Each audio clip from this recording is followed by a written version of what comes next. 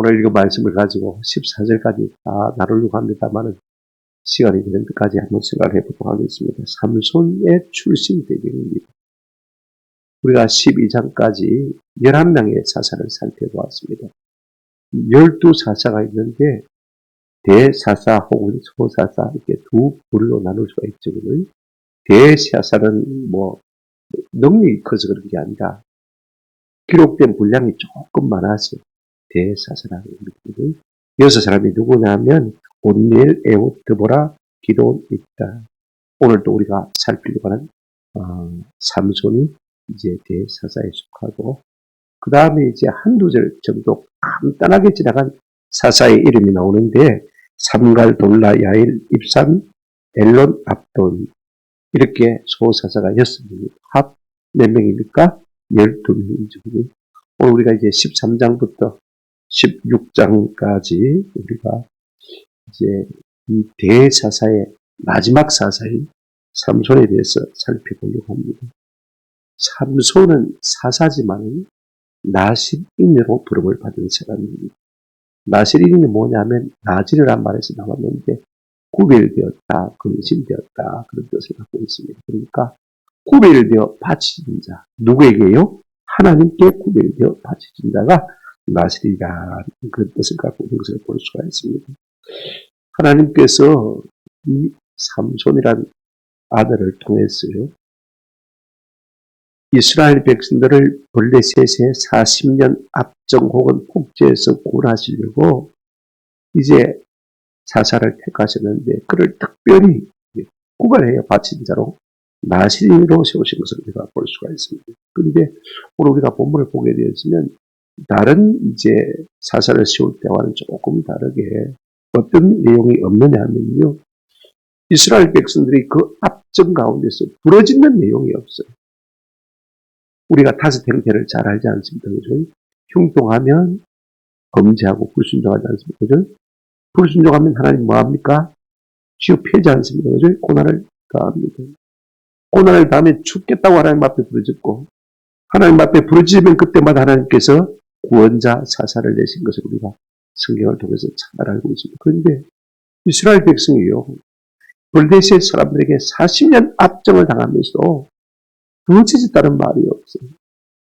그런데도 불구하고 하나님께서 그들을 위해서 사사 삼손을 구별하신 것을 우리가 볼 수가 있습니다. 그렇습니다. 여러분, 하나님의 구원이란 것이요, 우리 사람 누구의 간청이나 간구나 요청 때문에 꼭 주어지는 것은 아닙니다. 구원은 하나님의 주도적인 산물인 것입니다. 순전히 하나님의 자비와 긍휼로 우리를 구원해 주시는 것입니다. 물론 우리가 구원해달라고 기도하면 더 떨어지겠죠. 그죠? 그러나 이 모든 구원은요, 전적으로 하나님의 선물인 줄로 믿습니다. 그렇다면 이제 하나님께서 삼손을 태어나게 하시는 시대 배경이 어떠한지 첫째로 한번 살펴보았으면 좋겠습니다. 1절 보실까요? 이스라엘 자손이 다시 여호와의 목전에 악을 행하였으므로 여호와께서 그들을 40년 동안 블레셋 사람의 손에 넘겨주시니라 그랬습니다. 다시란 말이 이 사사기에서 종종 나오는데 이스라엘 백성들이 거듭거듭 매를 맞고 터지면서도 깨달지 못하고 여전히 조금 시간이 지나고 나면 다시 또다시 계속 하나님 앞에 범죄하는 모습을 볼 수가 있습니다. 한 번 더 또 그 악을 행한 것을 볼 수가 있습니다. 하나님 앞에 악이라는 것은 간단합니다.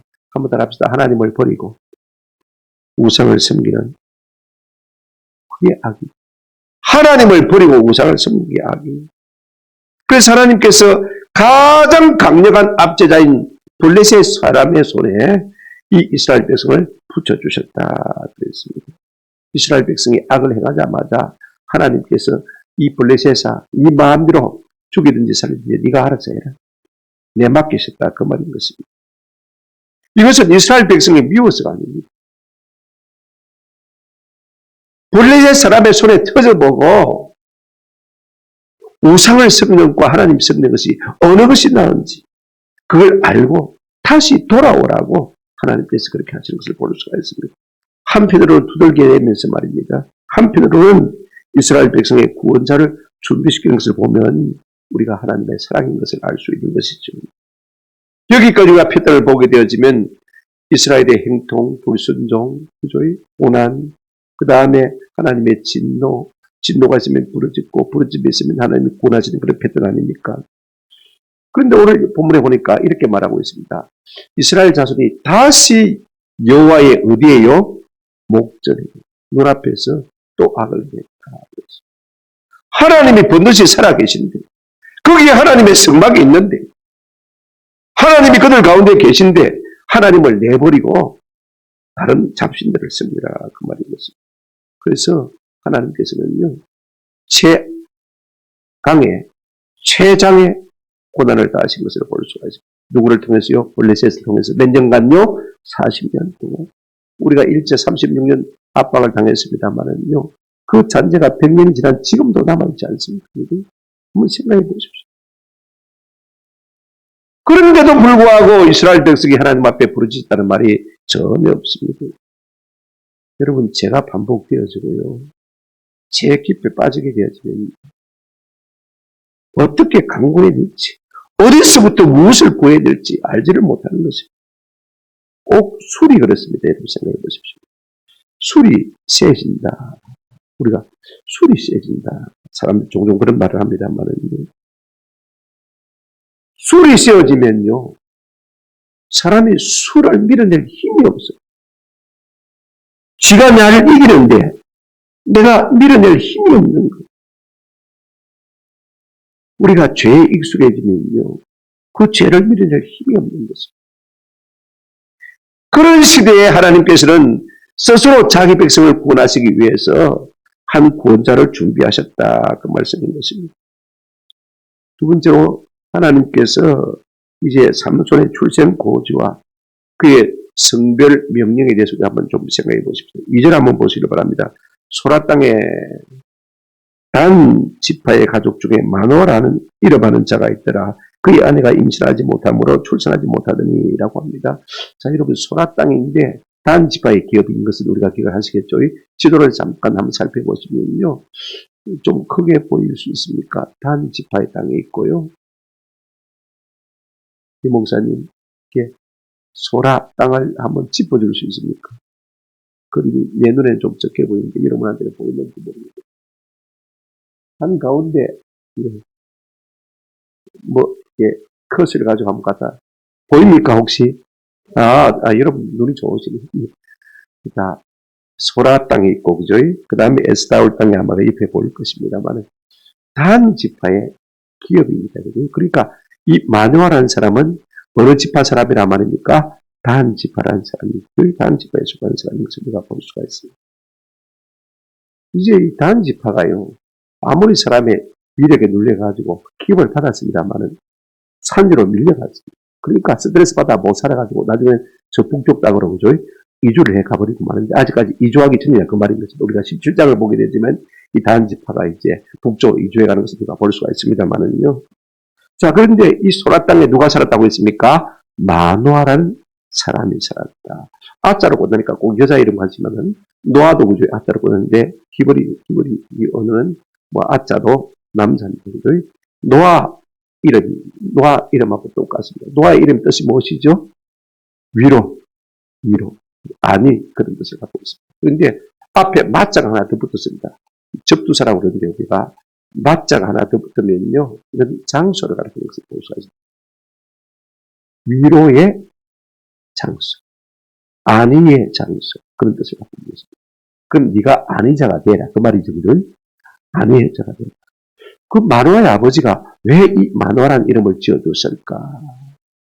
블레셋 족속에게 40년 동안 압제를 당하고 있으니까. 누군가가 우리 가운데서 그들의 압제에서 위로를 주고 안식을 줄 수 있는 사람은 나와야 되지 않겠느냐. 그런 의미에서 자기 아들의 이름을 뭐라고요? 마노아라. 하나님, 우리 아들이 이 이스라엘 백성에게 위로를 주고 안위를 줄 수 있는 사람이 됐으면 좋겠고 안식처가 됐으면 좋겠습니다. 그런 의미에서 아마 이름을 지었을 것 같아요. 성경에 그런 말은 없었지만은 말입니다. 그러니까 여러분, 누군가 기도로 심은 그 일에 관계된 사람이 기도로 심으면요, 그 일에 관계된 사람이 떠난다는 것입니다. 쉽게 말하면 하나님 우리 부산 땅에 부흥을 주옵소서. 우리가 만약에 그렇게 기도하는 사람이라면 내 자녀 손을 통해서 하나님께서 부흥을 일으키는 사람으로 세워주신다. 그 말씀인 것입니다. 아멘. 좀 우리 가운데 그런 의미가 있으면 좋겠습니다. 하나님의 마음이 우리 가운데 임함으로 말미암아서 그 하나님의 마음을 담아 기도할 때 하나님께서 우리 가운데서 하나님의 마음을 닮은 사람을 세우셔서 그 일을 하게 하실 것이다. 그 말씀인 것입니다. 그러면 마노아의 아내는 어떤 사람이냐? 2절 하반절에 보시면 그의 아내가 임신하지 못함으로 출산하지 못하더니 그랬습니다. 하나님은 종종 불임 가정을 들어서 구원의 도구로 사용하신 것을 볼 수가 있습니다. 여러분, 내가 무엇이 없다는 것이요? 불행하지만은 않습니다. 이걸 아세요. 아브라함의 아내 사라도 아이가 없었습니다. 그죠? 그럼에도 불구하고 믿음의 조상이 되었습니다. 우리가 잘 알지 않습니까? 한나도 임신을 못했습니다. 그런데 이스라엘의 건국의 국부인 사무엘을 세웠습니다. 우리가 잘 알지 않습니까? 엘리사벳도 아들이 없었습니다만 예수님의 길을 예비하는 세례요한은 이 과정이었습니다. 내가 무엇이 없다. 무엇이 결핍하다. 이것이 끝이 아니라는 것이죠. 그 끝에 하나님이 주신 아름다운 뭐가 있다고요? 열매가 있다는 사실을 믿으시는 은혜가 있기를 주님의 이름으로 축원합니다. 그 아내가 임신하지 못함으로 출산하지 못하겠다. 그런데 임신하지 못하면 출산하지 못합니까? 젊은 사람들이 이 말이 좀 이해가 안 됐겠습니다만요. 그 당시에 여러분 사사시대는요. 사람들이 다 소견에 옳은 대로 행하던 시절입니다. 그죠? 마누라가 못 나오면 다른 데서 얻어오면 됩니다. 그죠? 나오면 됩니다. 근데 이 말은 무슨 말이냐면 아이가 없으면 없는 대로, 그죠? 인위적인 방법을 찾지 아니하고 경건하게 살았더라. 그 말인 것입니다. 할렐루야. 그랬더니 하나님께서 그 가정을 위로하신 것입니다. 그런 가정이 하나님이 이루고 있는 것입니다. 그 가정에 하나님께서 하나님의 사자를 보내어서 위로하십니다. 3절 보실까요? 여호와의 사자가 그 여인에게 나타나서 그에게 이르시되 보라 네가 본래 임신하지 못함으로 출산하지 못하였으나 이제 임신하여 뭘 낳으리니 아들을 낳으리니 많이 서러웠지 많이 힘들었지 이제 내가 너를 위로할게. 뭐가 위로가 되겠습니까? 아들 못 낳아서 서럽고 힘든 삶이라면 말입니다. 아들 주는 것이 가장 중요한 것 아닙니까? 근데 여호와의 사자라고 했습니다. 하나님의 사람 아닙니다. 하나님의 사람은 선자를 말하는데 여기 여호와의 사자는 2위 대신 예수 그리스도를 꼭 말하는 것을 볼 수가 있습니다. 구약 성경에 제일 먼저 여호와의 사자가 나타난 것이 하갈에게 나타났습니다. 18장에서는 아브라함에게 나타난 것을 우리가 볼 수가 있습니다만은요. 예수님이 사람의 몸을 입고 종종 이렇게 세상 가운데서 나타나신 것을 볼 수가 있습니다. 그런데 이렇게 말하고 있습니다. 뭐라고 말하냐면요. 네가 본래 뭐하지 못함으로 임신하지 못함으로. 희한하게 이 사람이 나를 처음 보는데 말입니다. 내 과거를 알고 있습니다. 내 전력을 알고 있습니다. 그죠? 나를 안 해요. 그죠? 여러분 과거를 알면요. 사람이 신뢰가 가집니다. 그러면서 뭘 말합니까? 미래를 말합니다. 이제 임신하여 뭘 낳으리라? 아들을 낳으리라. 그러니까 믿어집니까? 안 믿어집니까? 믿어집니다. 우리 예수님도 종종 이렇게 말씀하셨습니다. 시몬이 예수님 앞에 나온 것을 보고 요한의 아들 시몬이다. 장차 네가 개바가 돼. 그를 압니다. 네가 요한의 아들 시몬 아니냐. 과거를 압니다. 그죠? 근데 장차 네가 뭐가 되리라? 베드로가 되리라. 개바가 되리라. 그러니까 그게 믿어주는 거예요. 또 예수님께서 나다나엘에게 이렇게 말씀하셨습니다. 내가 네가 무화과나무 아래에 있을 때 알았다. 그러나 이제 내가 인자가 천사를 위해서 오르락 내려가는 것을 네가 볼 것이라고 말씀하셨습니다. 네가 무화과나무 아래에 있을 때 알았다는 거예요. 과거를 압니다. 그죠? 다른 사람은 다 남들이 보라고 길거리에서 기도하는데 너는 집에서 조용히 무화과나무에서 기도하지 않았느냐? 그만큼 경건한 사람이 아니더냐? 겸손한 사람이 아니더냐? 네가 더 큰 것을 볼 것이다. 믿음이 가지고 그죠? 네가 임신하지 못했는데 이제 네가 아들을 낳을 것이다.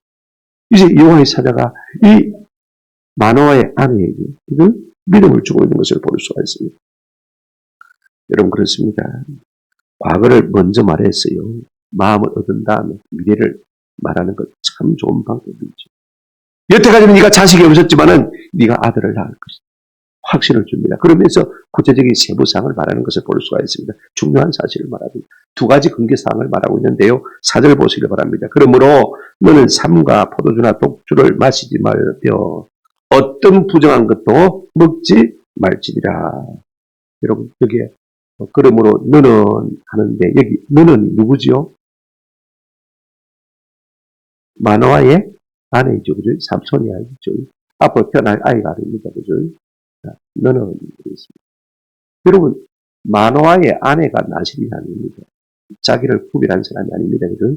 앞으로 태어날 그 아이가 태에서 남으로부터 아니 태에서부터 나실이 될 것인데 그런데 먼저 너는 삼과 포도주와 독주를 마시지 말며 어떤 부정한 것도 마지 말라 먹지 말라. 이 말이 참 중요해요. 한번 더 합시다. 태에서부터. 5절에 보시면요. 조금 5절 한번 보실까요? 여러분 성경 한번 보시기 바랍니다. 5절 중간에 보시면 그의 머리를 착대해 들지 말라. 이 아이는 한번 더 합시다. 태에서 나옴으로부터. 자, 태에서 나옴으로부터 하고 태에서부터 하고 차이가 있다면 무엇을 차이가 있다고 생각해 보십시오. 이게 사실은 원문에 없는 것인데 태에서 나옴으로부터 나옴으로는 단어를 빼버리는 게 좋습니다. 태에서부터 이렇게 하는 게 좋습니다. 조금 뭐 자세히 한다고 했는데 오히려 오해를 일으킬 수 있습니다. 그죠? 0살 때부터 1살 때부터 아니고 태어나서부터 아니고 그죠? 뱃속에 있을 때부터 그러면 이 일을 누가 해야 되는 것입니까? 구별하려면 엄마 네가 먼저 해라는 것입니다. 이해가 됩니까? 엄마니까. 아이가 스스로 할 수 없으니까 태에서부터 구별되었으니까 맞죠? 그죠? 7절 보십시오. 7절. 밑에 보시면 이 아이는 한번 따라합시다. 태에서부터. 여기는 바로 번역이 된 것 같아요. 그죠? 태에서부터. 그러니까 0살 때부터, 0살 때부터. 태어나서 1살 때부터가 아니고, 그죠? 0살 때부터. 그렇게 구별하는데, 아이가 어릴 때부터 포도주, 독주, 그죠? 이런 거 안 먹으려면 엄마가 안 먹어야 된단 말입니다. 왜? 뱃속에 있으니까. 아시겠습니까? 엄마의 경건을 먼저 말하는 것을 볼 수가 있습니다. 이게 참 중요합니다. 여러분, 우리가 좋은 자녀를 얻기를 합니까? 경건한 자녀를 얻기를 합니까? 내가 먼저 경건해져야 돼요. 내가 먼저 성경 충만해져야 되는 것입니다. 아멘? 이게 참 중요해요. 아이들은요, 어머니가 임신 중에 먹었던 음식을 좋아한다거든요. 우리 며느리가 국수를 그렇게 좋아합니다. 우리 새손녀가 전부 국수 킬러입니다. 그럴 것 같아요. 그러면 아이를 임신해가지고 엄마가 말입니다. 술을 홀짝홀짝 한 잔씩 했다면요. 그 아이는 어떻겠습니까? 한번 생각해 보십시오. 태어나서도 자연히 따라갈 수밖에 없는 것입니다. 성경은요. 태아와 산모를 한 동일 인격적으로 보고 있는 것을 볼 수가 있습니다. 네가 그 아이를 태에서부터 구별하기를 원하느냐? 너도 구별해라. 근데 뭘 어떻게 구별하라 그 말입니까? 오늘 본문 다시 한번 보시면 4절에 너는 삼과 포도주와 독주를 마시지 말며 어떤 부정한 것도 먹지 말아야 했습니다. 포도주와 독주는 알고 부정한 것도 알겠죠. 그죠? 짐승 가운데서는 돼지고기 같은 건 안 되고 그죠? 그 다음에 생선 같은 데는 비늘이나 지느러미가 없는 그런 건 안 되고 그죠? 그 다음에 새 같은 경우에는 죽은 시체를 먹는 새, 독수리 같은 건 안 되고, 이런 것들이 다 부정한 것이죠. 이것도 이야기하려면 끝이 없이 길어지니까 제가 생략하려고 합니다. 태어날 때부터 나실인이 아니라, 한번 따라합시다. 태에서부터 나실인이기 때문에, 네가 그 아이를 나실인으로 키우려면 네부터 성별해라. 그 말인 것입니다. 그래야 하나님께서 마음껏 쓰실 수가 있고, 하나님이 쓰시려고 할 때, 나도 죄책감 없이 하나님 앞에 마음껏 쓰임을 받을 수가 있는 것입니다. 아멘. 세 가지 요구가 무엇입니까? 한번 따라하십시다. 포도주와 독주를 마시지 말며, 포도주 먹지 말고 독주 마시지 말고, 그 다음에 부정한 것 마지 말라, 먹지 말아라. 또 금기사항이 하나 더 나옵니다. 여러분 5절 보시길 바랍니다.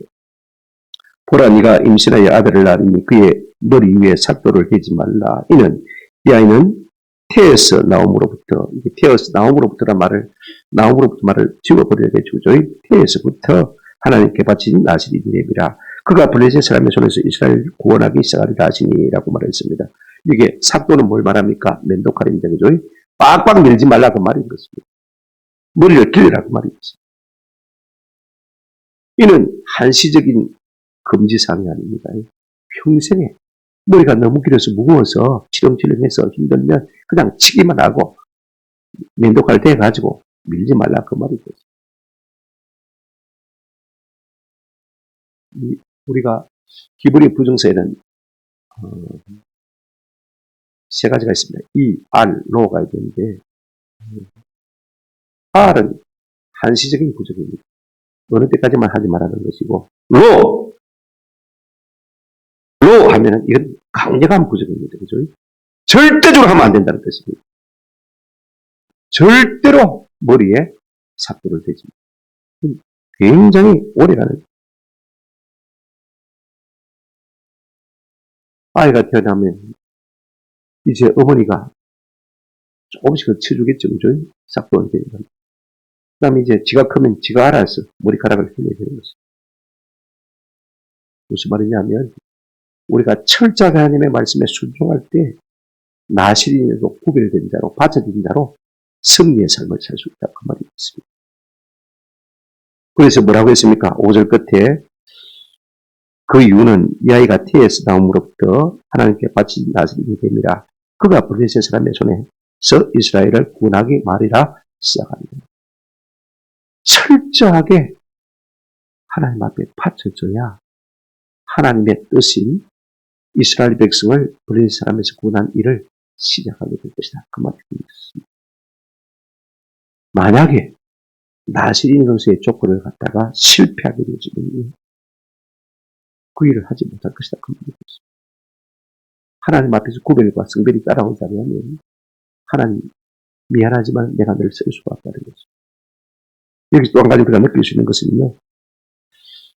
이 한 사람의 헌신을 보겠다는 것입니다. 하나님의 구원은 많은 사람이 필요한 것이 아닙니다. 교회의 부흥은 많은 사람이 필요한 것이 아닙니다. 내 한 사람이 하나님 앞에 헌신할 때, 그죠? 내가 전적으로 나시린으로 하나님 앞에 설 때, 그 한 사람을 보고 이스라엘 백성을 이 블레셋 앞자에서 구원하기 시작하게 하겠다. 할렐루야. 아멘. 우리 가운데 나 한 사람이라도 내가 결단하고 헌신하고 살았으면 참 좋겠다. 그래서 하나님의 부흥을 내가 살았을 전에 한번 이 땅에서 맛보았으면 좋겠다. 이런 간절한 기대와 소망이 우리 가운데 있기를 주님의 이름으로 축원합니다. 하나님께서 삼손을 이 땅에 태어나게 하신 것은요. 하나님의 긍휼의 시작입니다. 블레셋의 손에서 구원하기 시작하겠다. 사실 이 삼손이요. 이 나시린의 서원대로 살지를 못하고 자꾸 오게 나갑니다. 우리가 성경을 보면 알겠지만요. 결국은 그가 이스라엘을 구원하는 일은 시작은 했지만 완성은 못해요. 나중에 다윗 때 가서 완성되는 것을 볼 수가 있습니다만 이건 다음에도 하도록 하시고요. 우리가 나시린이 된다고 할 때요. 그 나시린의 규례가 민수기 6장에 있습니다. 6장 1절부터 8절만 대충 우리가 한번 보고 한번 이 말씀들이 무엇을 우리에게 의미하고 어떻게 우리가 적용해야 될지를 생각해 보십시다.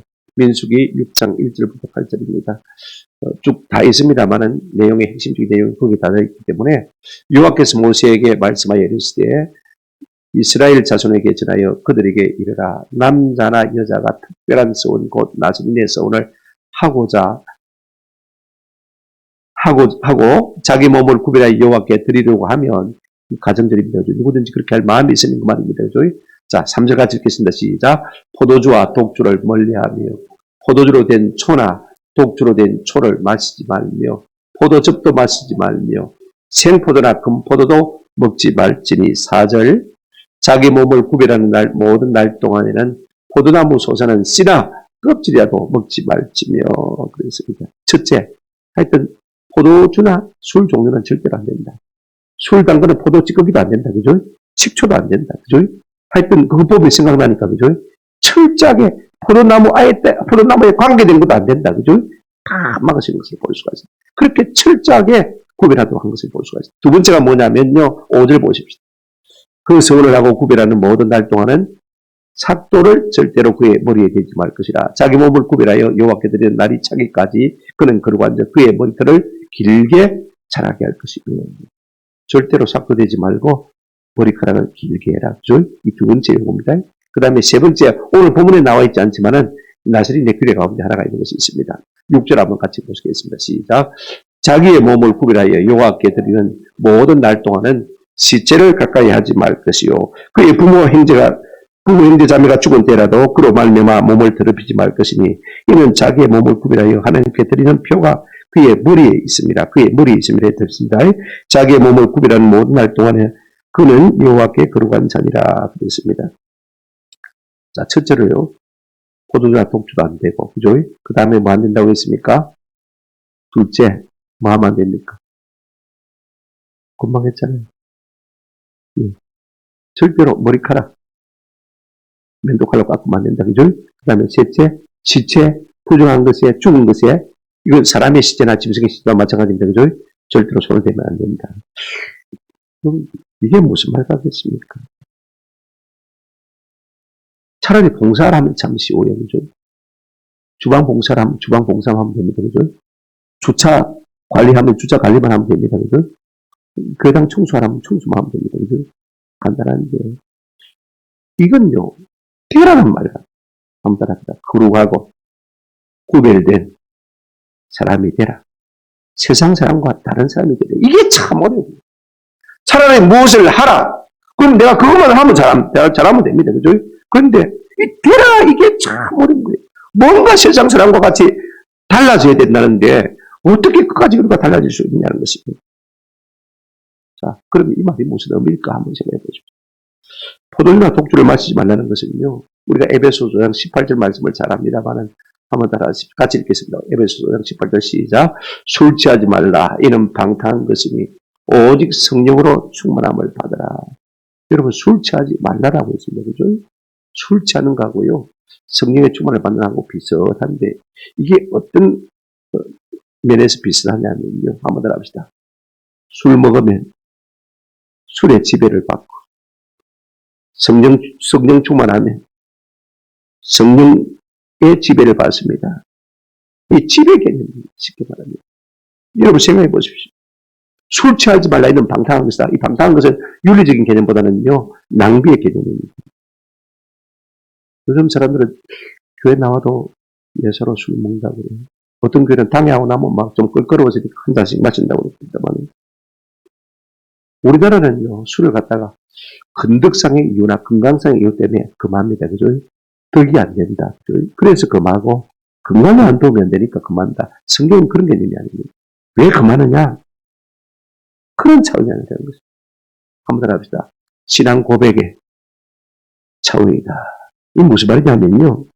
여러분 성령 충만이나 술 취하는 것이나 다 지배의 개념입니다. 술을 먹으면 우리를 지배하기 시작합니다. 중추신경을 알코올이 지배하기 시작하면요. 내 몸이 내 마음대로 안 됩니다. 그죠? 그래서 사람들이 자기를 변명할 때, 실수를 변명할 때 술이 좀 돼가지고 과해서 그랬다. 그죠? 그렇게 변명을 많이 하지 않습니까? 술 취해서 우발적으로 했다. 그죠? 술이 들어가면 내 스스로가 지배가 됩니다. 술이 나를 지배합니다. 우리 안에서 성령이 우리를 지배하시고 충만케 하시면요. 성령이 우리를 지배하는 것입니다. 지배게 됩니다. 그러니까 우리가 술 마시지 않는 이유를 갖다가 건덕상의 이유나 건강상의 이유로만 생각한다면요. 혼자 이렇게 쓸쓸하들은 술 한 잔씩 마셔도 괜찮겠네요. 건덕에 도움이, 건덕에 이해가 안 되겠죠. 그죠? 건강에 문제가 안 되니까. 그러나, 그런 문제가 아닙니다. 우리가 하나님께 바쳐진 사람으로서 나를 지배하는 지배권을 어떤 인위적인 것에도 내가 맡기지 않겠다는 것입니다. 한번 따라합시다. 오직 하나님께만 맡기겠다. 나를 지배하고 나를 다스릴 분은 오직 누구시라고요? 하나님이시라는 것입니다. 그 신앙 고백이 내가 술을 먹지 않는 데 있다는 것입니다. 나시린에게 술을 금지한 이유는 이제부터는 내가 너를 지배할 것이다. 내가 성령으로 내가 말씀으로 너를 다스릴 것이다. 이끌 것이다. 너는 나의 통치권 아래 있어라. 그 말이 됐습니다. 그러니까 건덕상의 문제하고 다릅니다. 그죠? 건강상의 문제하고 다른 것입니다. 이제는 내가 주님의 말씀대로만 성령의 인도대로만 살겠습니다. 일종의 신앙 고백이 술을 먹지 않는 것입니다. 아멘? 저는 우리 가운데 이런 은혜가 있기를 주님의 이름으로 축원합니다. 자꾸 술 안 먹는 것을 갖다 윤리적인 도덕적인 측면에서 술 좀 먹어도 괜찮다. 그런 목사들이 얼마나 많은지 모릅니다. 성경을 잘 몰라서 그래요. 둘째 뭐 하지 말라고 했습니까? 시체를 만지지 말라고 했습니다. 시체는 죽음의 사물. 죽음은 왜 왔습니까? 죄로 말미암아 뭐가 왔습니까? 사망이 왔잖아요. 그렇죠? 그러니까 시체를 만지지 말라는 말은요. 더 이상 사망의 원인인 그 죄와 접촉하지 말라는 것입니다. 죄를 가까이 하지 말라는 것입니다. 시체를 보면 뭘 봅니까? 사망을 보고, 사망을 보면 뭘 보는 것입니까? 죄를 보는 것입니다.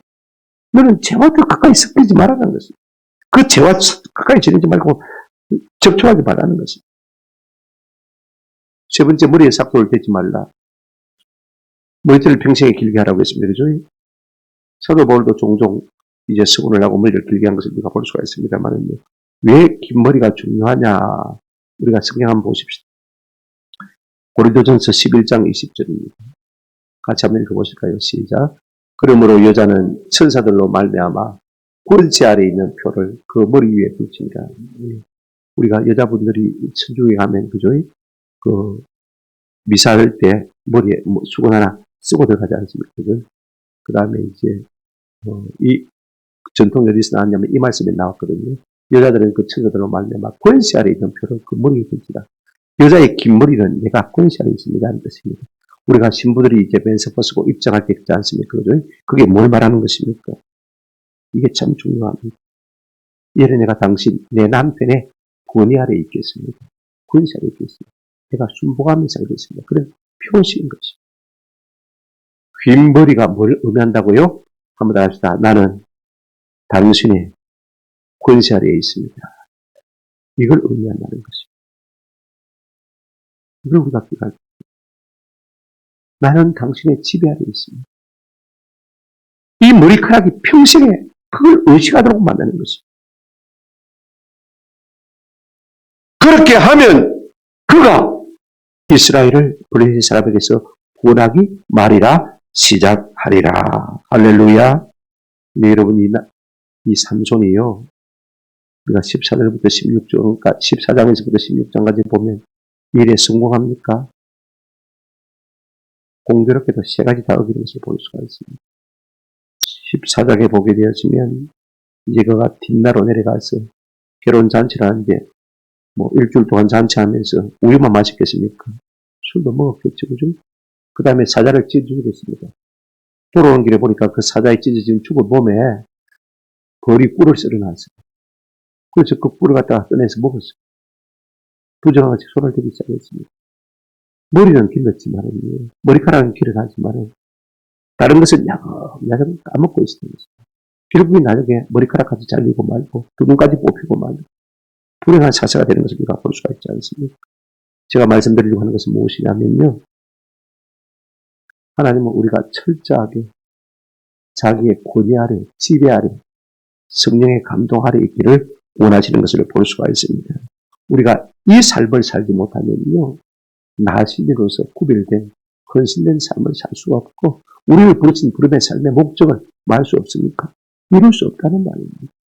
이게 안 되는데 어떻게 하나님 우리를 쓰시겠습니까? 하나님 우리를 쓰시려고 해도 내 스스로가 양심의 가책이 되어서 뒤로 쭉 밀려나가겠죠. 우리가 8절부터 14절을 안 읽었습니다만은 이제 그 소식을 전해들은 마노아가 하나님 앞에 직접 기도하는 장면이 나옵니다. 8절 한번 보시기 바랍니다. 8절.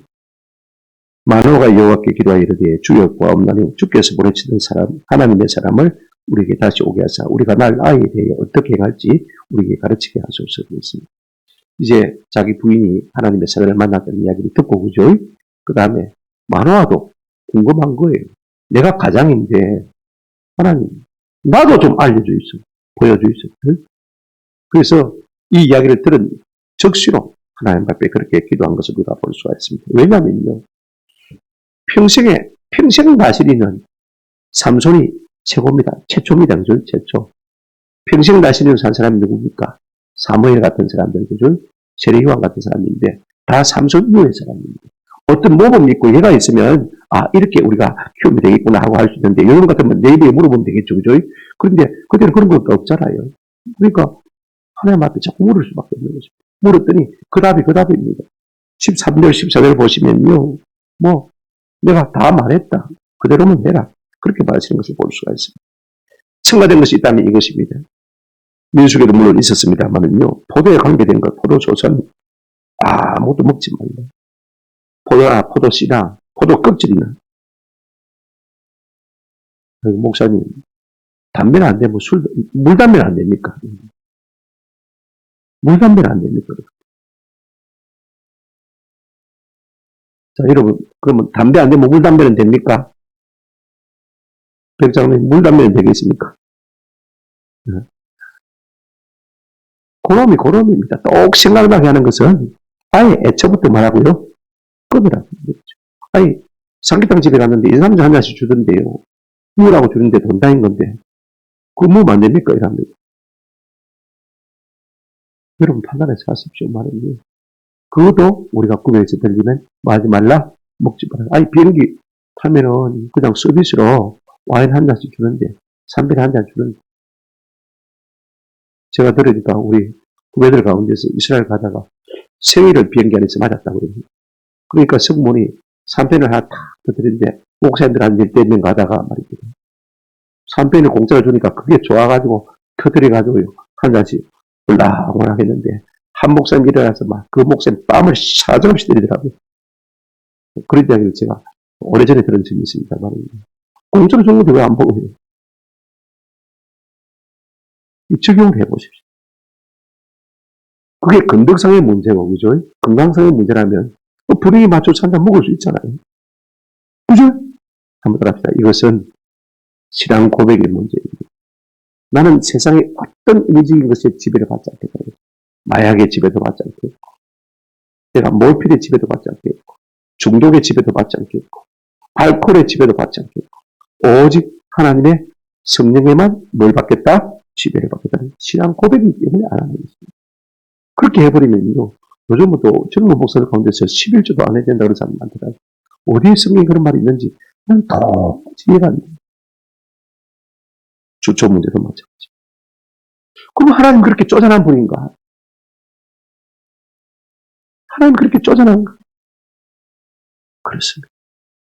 하나님은 우리의 디테일한 부분까지 우리가 거룩하고 구별되기를 원하는 것입니다. 아멘? 내가 대충 넘어갈 수 있는 것이지만 그러나 그렇게 하지 않는 것이 우리의 신앙 고백이요. 그것이 하나님 앞에서 바른 삶의 자세라는 말씀을 냈습니다. 구별과 거룩. 하나님의 권위 아래에 있다는 것이요. 우리가 구별된 삶의, 헌신자의 삶의 승리를 가지는 것입니다. 그런 사람이 한 사람이라도 있으면요. 온 이스라엘 백성을 이 블리셋 압제에서 구원할 수가 있는 것입니다. 할렐루야. 하나님의 구원을 일으키는 많은 사람이 필요한 것이 아닙니다. 전적으로 하나님의 성령의 지배를 받는 한 사람만 있다면 그 사람을 통해서 하나님께서 놀라운 일을 우리 가운데 행하실 것입니다. 다시 한번 정리하십시오. 우리가 나스린이 되려면 구별돼야 합니다. 아이를 어떻게 교육됩니까? 만화가 세 번 묻습니다.